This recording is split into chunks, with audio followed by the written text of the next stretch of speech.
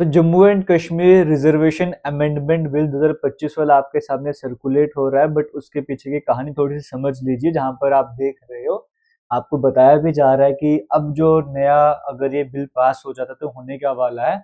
SC category वालों को जो रिजर्वेशन है वो 4% की मिलेगी। एसटी को जो टोटल रिजर्वेशन है वो 12% की मिलने वाली है, जिसमें जैसे अगर हम बात करेंगे, पहले जो बकरवाल हुआ करते थे, है ना, बाल्टी हो गया, ये जो सारी गुज्जर वाली कैटेगरीज हो गई, ये सीपी वाली कैटेगरीज होगी, इनको जो रिजर्वेशन 7% की मिलेगी। और जो बाकी नई कैटेगरीज थी, गद्दा, ब्राह्मण, कोली, पाडरी, ट्राई, पहाड़ी, इतने ग्रुप, इनकी बात करेंगे, इनको 5% की मिलेगी। तो दोनों को मिलाकर जो है वो एसटी में 12% की रिजर्वेशन मिलेगी, ऐसा कहा जा रहा है।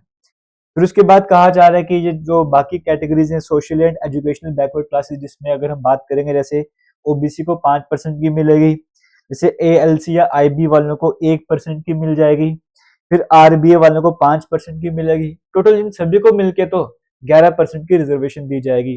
फिर ईडब्ल्यूएस को 5% की रिजर्वेशन, फिर हॉरिजॉन्टल रिजर्वेशन के बारे में बताया गया है। तो इसके अकॉर्डिंग जनरल कैटेगरी की जो रिजर्वेशन रहेगी वो 60% प्लस के आसपास देखने को मिलेगी।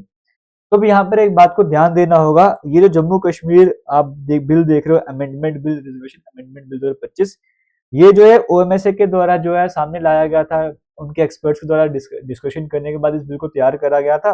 और ऑब्वियसली बात है, अभी असेंबली हमारे यहाँ पे स्टार्ट होने वाली है, तो वहाँ पे कहा कि वहाँ पे इस पर डिस्कशन होनी चाहिए, और अगर पास हो जाता तो ये एक्ट बन जाएगा, तो लागू हो जाएगा। लेकिन जब डॉक्टर बशीर अहमद जी की बात करेंगे, इनके पास ये बिल पहुंचता है, तो ये देखते हैं कि इसमें कई सारे फ्लॉज हैं, अपने एक्सपर्ट से डिस्कस करते हैं, और फ्लॉज देखने के बाद ये इसी को बेस बनाते हुए कुछ चेंजेस इसमें लाते हैं, जो करेक्शन है वो करते हैं।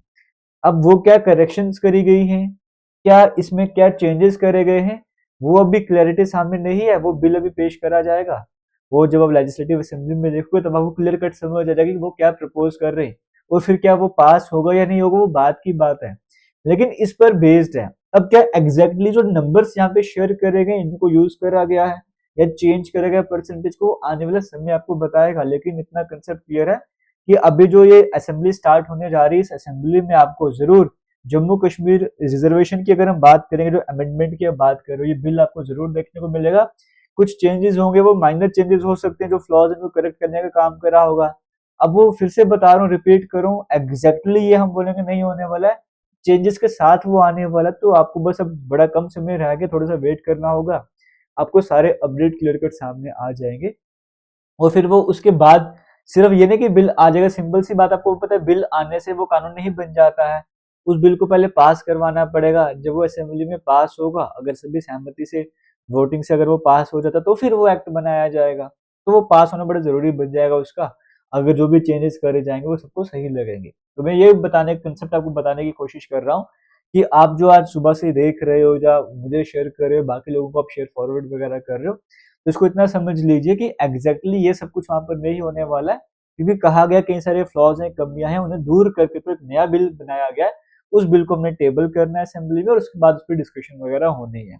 ये क्लैरिटी आपको देने की कोशिश करो, ये बताने की कोशिश करो कि बेस इसका यही रहने वाला है, इसी को ध्यान पे रखकर उसको डिजाइन करा गया। तो उम्मीद करता हूँ वो कंसेप्ट समझ आ रहा होगा। अब इसमें किस तरह के चेंजेस करे जाएंगे वो आने वाले दिनों में क्लियर हो जाएंगे। तो ये था आज का इंपॉर्टेंट अपडेट। उम्मीद करो थोड़ी सी क्लैरिटी आपको मिली होगी। बाकी अगर वीडियो सही लगे, वीडियो को शेयर कर लीजिए। अभी तक जिन तक आप वो वीडियोस पहुंचा चुके हो, या जिन तक आप ये पीडीएफ शेयर कर चुके हो कि ऐसे चेंजेस वगैरह आने जा रहे हैं, उन तक ये कंसेप्ट, एक मैसेज भी पहुंचा दो। All the best, thank you, जय हिंद। और लास्ट में जाते जाते एक अपडेट आपसे शेयर करना चाहूंगा। अगर रेलवे ग्रुप डी का अभी तक आपने फॉर्म फिल नहीं करा है, वहां पे जम्मू कश्मीर वाले भी एलिजिबल है। आप चंडीगढ़ जोन में आते हो, दिल्ली के अंदर आपको अप्लाई करना पड़ेगा, जम्मू कश्मीर के लिए भी वैकेंसीज वहां पर है। अगर अभी तक अप्लाई नहीं करा है, 10th पास वैकेंसी है, 18 से 36 ईयर्स तक की एज लिमिट है, आज ही अप्लाई कर लो। अगर प्रॉब्लम आएगी, थोड़ा लेट नाइट आप अप्लाई कीजिएगा, तब थोड़ा भीड़ कम होती है, रश कम होता है, ट्रैफिक कम होता है, आपको प्रॉब्लम वगैरह नहीं आएगी, तो अप्लाई कर लीजिए। और उसका जो कोर्स है वो हमारे defence and SSC exam YouTube channel पर स्टार्ट हो चुका है। रीजनिंग का टॉपिक वहां पे स्टार्ट करेंगे, नंबर सीरीज आज खत्म हो चुका है, एडवांस लेवल का भी करवाया गया है। इवन आप किसी भी कम्पिटेटिव एग्जाम की तैयारी कर रहे हो, आप रीजनिंग का सेक्शन स्ट्रॉन्ग करना चाहते हो, वीडियोस देखना स्टार्ट कर दो। बेसिक तरीके से लेके एडवांस लेवल तक करवाया जा रहा है। आप इवन किसी भी एग्जाम की तैयारी कर रहे हो, आपको वो वीडियोस काम आने वाले, जाके वीडियोस को देख सकते हो। All the best, thank you and जय हिंद।